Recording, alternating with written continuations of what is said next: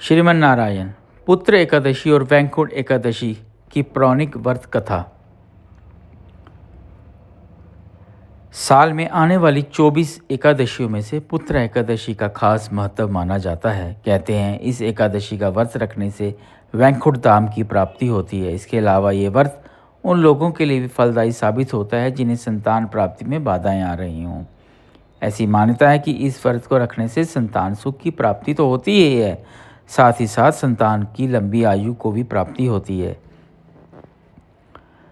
पुष्प पुत्र एकादशी की पौराणिक कथा अनुसार एक नगरी में सुकेत की पत्नी का नाम शैव्या था। राजा रानी की कोई संतान नहीं थी, जिसे लेकर वे हमेशा दुखी रहते थे।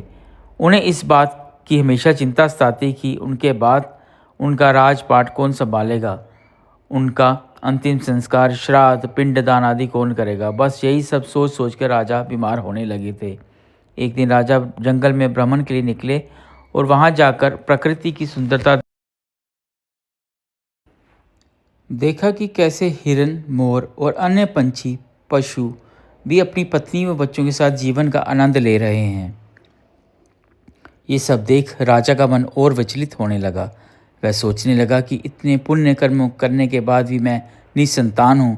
तभी राजा को अचानक से प्यास लगी। वह जल की तलाश में भटकते उनकी नज़र नदी के किनारे बने ऋषि मुनियों के आश्रम पर पड़ी। इसके बाद राजा ने वहां जाकर सभी ऋषियों को दंडवत प्रणाम किया।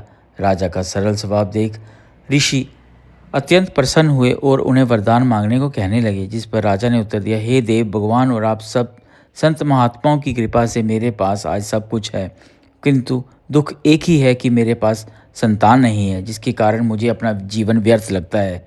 ये सुन ऋषि मुनि बोले, राजन आप आज पुत्र एकादशी का व्रत रखें और आप पूरी श्रद्धा से इस एकादशी का व्रत करो। ऐसा करने से आपको पुत्र रत्न की प्राप्ति अवश्य होगी।